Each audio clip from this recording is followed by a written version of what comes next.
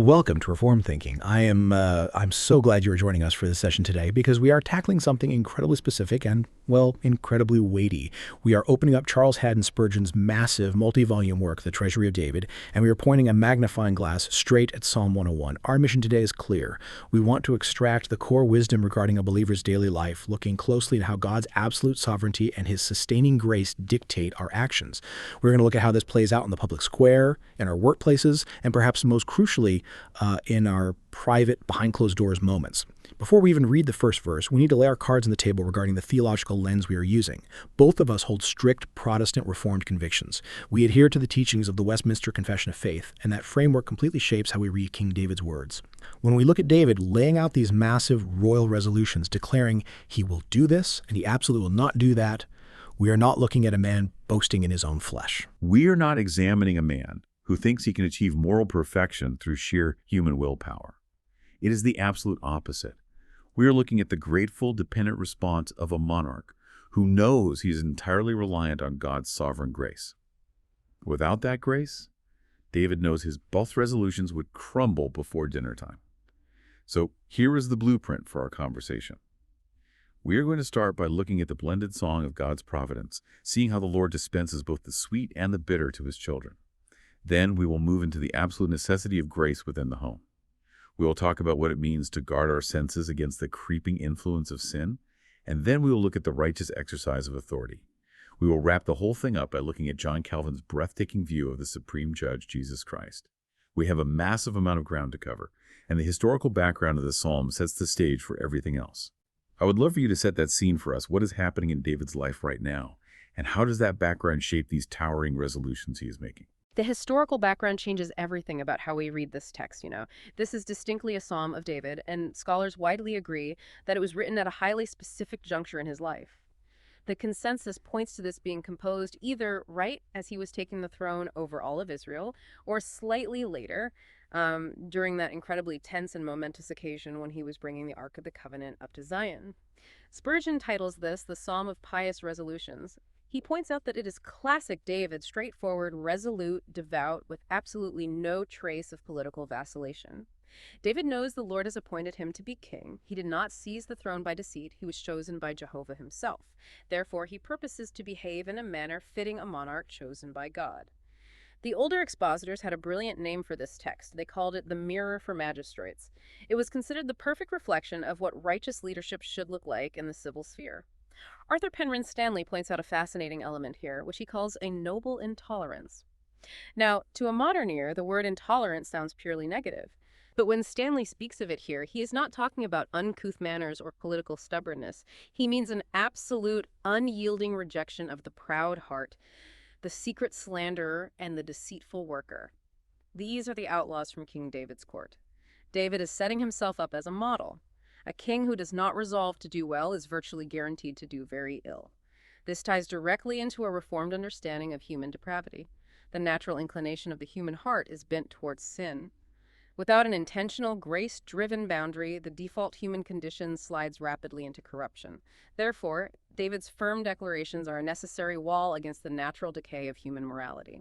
He's drawing a line in the sand, understanding that leniency toward wickedness in his court would actually be an act of cruelty toward his righteous subjects. But this was not just an isolated rule for an ancient king in the Middle East, was it? We see this precise standard echoing through later history, right? We absolutely do. And the historical footprint of that mirror for magistrates concept is just fascinating. William Binney tells a great story about this involving Lord Bacon and Sir George Villiers. When Sir George Villiers became the prime minister and the absolute favorite of King James, Lord Bacon wrote him a letter of advice.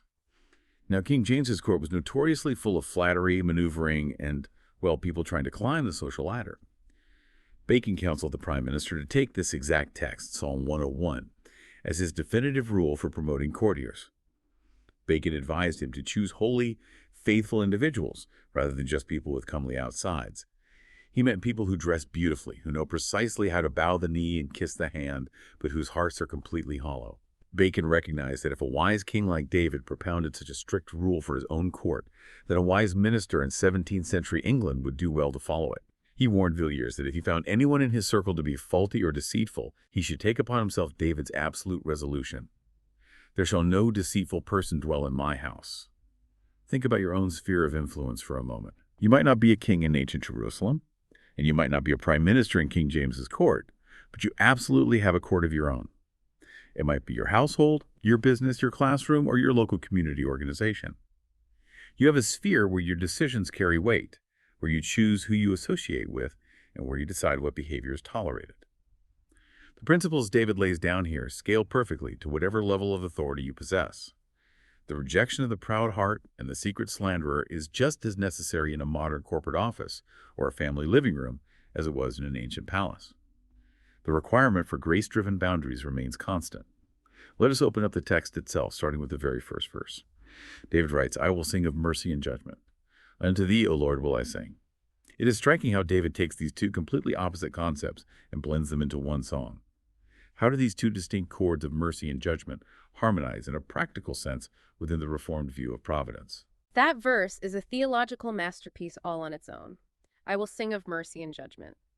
To grasp this, we have to look at the Reformed doctrine of providence. God's dealings with his people are comprehensive. They contain the light of his favor, and they contain the heavy rod of his discipline. The older writers understood this tension beautifully. A 17th century scholar named George Hakewill notes that mercy and judgment are inseparable companions in the administration of God's kingdom. Hakewill calls them the two brightest stars in the firmament of majesty.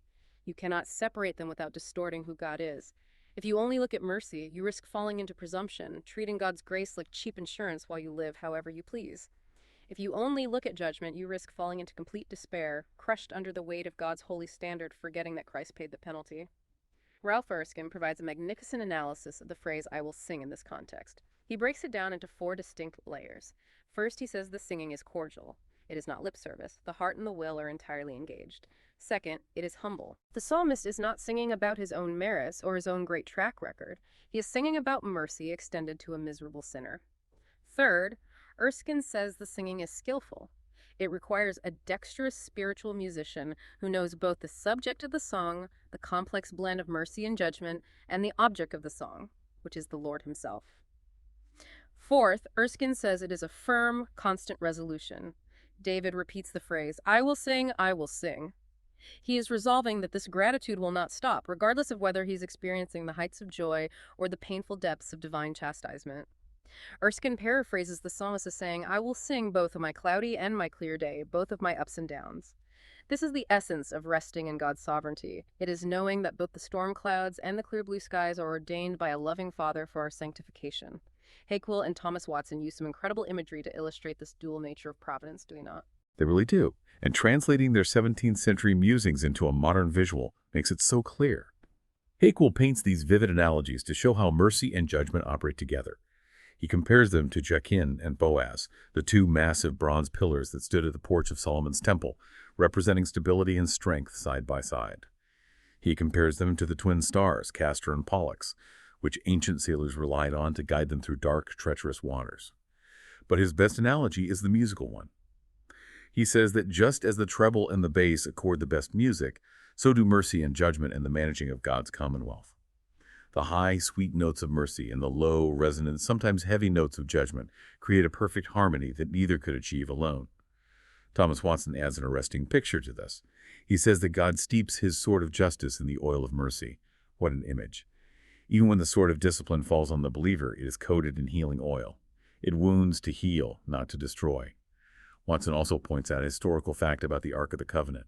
Inside that sacred box there was both a rod, Aaron's rod, representing judgment and discipline, and a pot of manna, representing God's tender mercy and daily provision. They were kept together in the holiest place on earth. Hugh Stowell builds on this when he talks about the interconnected fabric of a believer's life. Stowell asks, what is the history of every poor sinner brought to heaven but a history of mercy and judgment? Judgment awakes the conscience to terror and fear, but mercy meets the trembling prodigal son and falls on his neck. Stowell asks how a Christian can look back and see that every bitter cup had a restorative purpose. When you look at the dark skies in your own life, can you spot the rainbow of promise? Can you look at the difficult seasons, the financial losses, the health crises, and recognize that even the strictest chastisement is a fatherly provision designed to keep you from wandering off a cliff? When a believer grasps that, it naturally leads to a desperate plea for personal holiness. How does David transition from this grand view of providence into his intense, intimate cry for God's presence in verse 2? The shift in verse 2 moves us from the cosmic scale of providence right into the living room. David says, I will behave myself wisely in a perfect way. Oh, when wilt thou come unto me? I will walk within my house with a perfect heart. Spurgeon draws our attention to that phrase right in the middle. Oh, when wilt thou come unto me? It is an involuntary, desperate cry of the heart. It might look like an interruption to his train of thought, but is actually the engine driving his resolution. This single phrase proves David knows he cannot achieve holiness by his own strength. He desires to behave wisely. He desires to walk with a perfect heart, but he immediately hits the wall of his own inability. In strict accordance with Reformed thought, we see here that divine visitation is an absolute prerequisite for sanctification. Away from God, we are away from safety. Spurgeon notes that godly men are so hyper-aware of their own infirmity that they cry for help from God constantly. David needed a special and effectual visitation from the Lord before he could properly begin his reign or even rule his own house. His presence brings both wisdom and holiness. This is a massive corrective against moralism. Moralism tells us to just try harder. It tells us to pull ourselves up by our bootstraps, to make better habits, and to white-knuckle our way to good behavior. Reformed theology, echoing David, says, I have no strength in myself to do this. Lord, when will you come to me and supply the grace I so desperately need? Then the text moves to the concept of the house. David says, I will walk within my house with a perfect heart. Piety has to start at home. Our primary duties are those within our own abode. If we do not have a perfect heart in the kitchen or the living room, we cannot keep a perfect way out in the public square. The private life is the true testing ground of the Christian profession. William Gurnall and Andrew Combe have some piercing insights on this exact point of domestic consistency. How do they unpack the danger of being one thing in public and another in private? William Gurnall asks a question that stops you in your tracks. He asks, are you a saint abroad and a devil at home? It's a devastating summary of hypocrisy. Gurnall points out how useless it is to talk about our holiness if we cannot bring any letters of recommendation from people who live in our house. It is incredibly easy to put on a show of godliness when you step out the front door. It is easy to be polite to the barista, to speak kindly to coworkers, to sing loudly in the church pew on Sunday morning. But what happens when the front door closes? What is your conscience regarding how you treat your spouse, your children, or your aging parents? Gurnall argues that it is a tragedy when the people who know us best because they see us when our guard is down have the least to say about our godliness. Think about the Sunday morning car ride, yelling at the kids, slamming the car doors in frustration, and then plastering on a giant artificial smile the second the church greeter hands you a bulletin. That is the precise hypocrisy David is warning against. Andrew Combe gives a practical look at how this impacts the moral education of children. He illustrates the subtle ways hypocrisy destroys a home's integrity. He points out a parent who lectures a child about the evils of lying, but then the child watches that same parent casually deceive their spouse about money. Or consider a parent who preaches about kindness and justice, but then tricks the child into a confession by promising they will not be in trouble, only to punish the child the second they confess. Combe even mentions guardians who speak highly of justice, but in practice shortchange people when they think nobody is looking. How do children, or anyone under our authority, process this glaring inconsistency between the public lecture and the private reality? They process it with absolute moral confusion, and the respect is lost instantly. Combe points out that children instinctively detect immorality. They might not have the philosophical vocabulary to debate ethics, but their moral radar feels the hypocrisy immediately. A child can instinctively revolt at the immorality of practices that contradict spoken rules. You cannot cultivate honesty in a child by prescribing it in words while neglecting it in your own actions. You cannot teach justice by holding out selfish bribes like candy or money as the only motives for good behavior, while your own life shows no inherent love for justice. Adam Clarke brings this home with a striking comparison. He says it is far easier for most men to walk with a perfect heart in the church or out in the world than in their own families. He asks, how many are as meek as lambs among strangers, when at home they are wasps or tigers? True religion is proven behind closed doors. It is proven when the public eye is completely removed, when there is no social applause to be gained, and when you are dealing with the people who try your patience the most. David's resolution to walk within his house with a perfect heart is a pledge to invisible integrity. It is the recognition that God sees the private chambers just as clearly as he sees the royal courtroom, and this internal domestic purity naturally flows right into what we allow our minds to consume. How does David set up the sentinels at the gates of his soul in verses 3 and 4? Verse 3 is where David takes a highly aggressive stance regarding his influences. He says, I will set no wicked thing before mine eyes. I hate the work of them that turn aside. It shall not cleave to me. The eye is the gateway to the soul. Charles Spurgeon references the Garden of Eden to make this point crystal clear. He brings up Eve looking at the fruit. What fascinates the sight is highly likely to gain admission to the mind. The fruit first pleased Eve's sight, and then it prevailed over her mind and finally over her hand. David is being incredibly sweeping in his resolution here. He is declining the least, the most reputable, the most customary forms of evil. He will not delight in it, he will not aim at it, and he will not endure it. If wickedness is brought before him, he resolves to look away. Spurgeon notes that a hatred of sin is a fantastic sentinel for the door of virtue. David says he hates the work of those who turn aside. He does not view it with mild, detached indifference. He views it with utter scorn. The language gets even more specific in verse 4, where David says, A froward heart shall depart from me. I will not know a wicked person. The word froward is not one we use in everyday conversation anymore. How do commentators like Samuel Chandler and Thomas Chalmers break down that original Hebrew root? And what exactly is a froward heart? The linguistic breakdown of that word is fascinating and highly descriptive. Samuel Chandler explains that the original Hebrew root for froward denotes twisting or twining. It carries the imagery of an unruly horse champing at the bit. Picture a horse that is full of fiery impatience, fighting the reins, tossing its head, totally resistant to restraint. A froward person is headstrong. They are ungovernable. They twist themselves into all manner of logical or moral shapes just to get their own way. They have no truth or honor that you can depend on. They will trample on the obligations of religion, virtue, or basic decency just to gratify their unbridled passions. Thomas Chalmers adds another angle to this, explaining that froward essentially means fromwardness. It describes a person who constantly gives way to sudden impulses of anger, casting forth words or deeds of impetuous violence. They're constantly pulling away from the center of righteousness, pulling away from the bit of God's law. David says, A froward heart shall depart from me. I will not know a wicked person. To know in Scripture often means much more than mere cognitive perception. It implies fellowship, intimacy, and approval. David is stating that he will not have an unruly, twisting, impatient of restraint person as his intimate bosom friend. If he finds such a person in his inner circle, he will chase them away. He who begins by purifying his own heart at the fountainhead is not likely to tolerate toxic companions. Albert Barnes has a very visceral analogy about how this kind of sin operates, and it translates perfectly to our modern habits. How does Barnes describe the stickiness of sin? Albert Barnes gives an image that sticks in your mind immediately. When David says of the work of those who turn aside, it shall not cleave to me, Barnes explains that a wicked plan or a sinful purpose has a natural tendency to fasten itself onto a person. It sticks to you like pitch, or hot wax, or a burr from a bush. If you brush up against it, it catches on your clothes. If you touch pitch, it gets on your hands, and it is incredibly difficult to scrub off. David is proactively stating that he will not even let the pitch get near him. If dirt falls upon him, he will wash it off immediately and never rest until he is clean. He refuses to imitate the crooked policy of the politicians and power brokers around him. Think about what we allow before our own eyes today. In our current era of absolute screen saturation, where we have a fire hose of media, entertainment, and information blasting at us 24 hours a day, this ancient resolution feels incredibly urgent. What are you setting before your eyes? Are you allowing the twisting, twining works of those who turn aside to play out on your screens for entertainment? David says he would pay no Secret Service money to crooked practices. Are we paying our attention, our time, and our money to media that normalizes the exact things God hates? Think about modern social media algorithms. They are designed to cleave to you.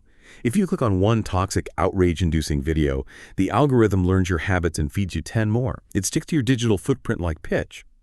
This is not about being an out-of-touch prude. It is about recognizing human nature. If you consume the work of the froward heart, it will eventually cleave to your own mind. We have to be as aggressive as David in guarding our senses. And David doesn't stop at just his own mind. He takes this aggressive stance straight into how he structures his administration.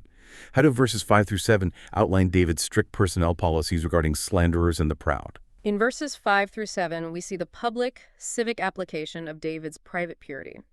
He turns his attention to purging his court. He writes, Whoso privily slandereth his neighbor, him will I cut off. Him that hath an high look and a proud heart will not I suffer. Let us look at the secret slanderer first. To give someone a stab in the dark through whispered lies is one of the most destructive things a person can do. It damages 3 people simultaneously, the person speaking the lie, the person hearing it and being poisoned by it, and the person being slandered. Why is David so aggressive, so unyielding on this specific point?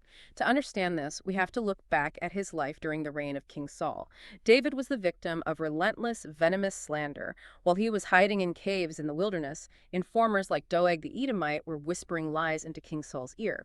Doeg's slander actually resulted in the massacre of an entire city of priests. Sycophants constantly poisoned Saul's mind, claiming David was trying to steal the throne. David knew firsthand the utter misery and bloodshed that a whispering tongue could cause in a kingdom. He intended to deal severely with such vipers when he came into authority. He was not doing this to exact revenge for his own past suffering, but to prevent his subjects from suffering as he had. He resolved to lop off these diseased branches from the tree of his state. Then he targets the proud. Him that hath an high look and a proud heart will not I suffer. Proud, domineering individuals who look down upon the poor as crawling insects are entirely unfit for public office. Great men often affect haughty manners to intimidate others, but David resolves that no one shall hold sway in his palace but those who have the grace and sense to avoid such abominable vanity. Proud men are generally harsh, provoking enmity and discontent wherever they go. A throne is never stable when it is surrounded by arrogant officials. There is a great historical quote about how this pride manifests physically. How do the ancient rabbins describe the visibility of pride? John Trapp quotes a brilliant saying from the ancient rabbins that perfectly captures this concept. They said a man is known for what he is in three places: in oculus, in poculus, in loculus. That translates to his eyes, his cups, and his resorts. But focusing on the first one, they noted that pride sits most visibly in the eyes. That high look David mentions is a physical tell. It is the outward manifestation of an inflated ego. You can see it in the arrogant smirk, the dismissive glance, the way someone physically looks down their nose at a subordinate. David says the mere sight of such people made him suffer, and therefore he would not suffer them to remain in his presence. Instead of the proud and the slanderers, David outlines a totally different hiring practice in verse 6. He says, "Mine eye shall be upon the faithful of the land, that they may dwell with me. He that walketh in a perfect way, he shall minister to me." David resolves to seek out the faithful, engage their skills, take care of them, and promote them to positions of honor. Spurgeon comments that this is a noble occupation for a king. It is infinitely better to search the country for quiet, faithful workers than to sit on a throne listening to the soft, empty flatteries of politicians. David is choosing his associates based on their piety, rather than their sheer cleverness. The underlying theological principle here is massive. Someone who is not faithful to God will not be faithful to men. If a man will casually cheat the God who created him, he will absolutely cheat the earthly master who signs his paycheck. We have to view this against the backdrop of ancient Oriental courts. In that culture, deceit was often viewed as a virtue. Cunning, plotting, and lying were seen as the marks of a shrewd politician. You were only censured if you were not sufficiently cunning and happened to get caught. David's complete rejection of this cultural norm, declaring in verse 7 that he that worketh deceit shall not dwell within my house, was highly countercultural. Think about the modern corporate world. How many employers or managers tolerate a toxic, deceitful top performer simply because they bring in revenue? They ignore the rot that person brings into the organization because the quarterly numbers look good. David teaches us that a righteous leader must choose righteous subordinates, lest he become complicit in their sins. This purging of the court leads directly into the final sobering verse of the psalm, where David takes up the sword of justice. How does verse 8 finalize this text, and what does the timeline of this justice look like? Verse 8 brings the psalm to a thunderous, unyielding conclusion. David says, "I will early destroy all the wicked of the land, that I may cut off all wicked doers from the city of the Lord." The word early requires some historical context. E.P. Barrows points out that this refers to the morning sessions of the courts in Palestine. Because of the intense heat of the day, judges ordinarily held their sessions first thing in the morning. But beyond the literal time of day, early indicates promptness and zeal. David will not delay justice. At the very outset of his government, he will promptly deal out justice to the worthless. He will leave them no rest. He will make them either leave their wickedness or feel the lash of the law. Here we must carefully delineate the differing roles of the private Christian and the civil magistrate. This is a core tenet of the Westminster Confession regarding civil authorities. The gospel bids private individuals to suffer long, to turn the other cheek, and to be kind even to the unthankful and the evil. If someone wrongs you personally, you are not to take personal revenge. However, the office of the magistrate is of a completely different nature. The magistrate, as the Apostle Paul writes in Romans 13, beareth not the sword in vain. The ruler must have a sterner eye to justice than would be proper for a private citizen. Showing undue leniency to the bad is actual unkindness to the good. If a king favors sin by ignoring it, he actively discourages virtue and endangers his people. Therefore, the righteous magistrate must act as a terror to evildoers to purge the city of the Lord. But there is a massive theological capstone to all of this, provided by John Calvin. Calvin notes that David's earthly kingdom, with all its justice and purging and striving for purity, is but a faint, shadowy image of the kingdom of Jesus Christ. David is pointing forward to the absolute king. Jesus is the ultimate judge who will call all hypocrites to account and permanently separate the sheep from the goats. We see glimpses of this zeal in the New Testament, do we not? We absolutely do. When we think of Jesus as the final king executing justice, we only have to look at the Gospels. Think of Jesus inside the temple, making a whip of cords and driving out the money changers. He overturned the tables and chased out the people who were turning his father's house into a den of thieves. That is the vivid fulfillment of David purging the city of the Lord. Jesus sinks the judge and the Savior for a time, bidding men to leave their sins and find pardon at the cross, but a day is coming when the judge will step forward. The New Testament tells us that judgment must begin at the house of God. This casts a blazing light on the purity of the church today. The church should reflect this exact zeal for holiness. Those who hold honorable offices in the church have serious responsibilities to keep out and chase out men of unclean lives. To trifle with church discipline, to sweep sin under the rug to protect an institution's reputation, is to bring guilt upon our own souls and injure the flock beyond calculation.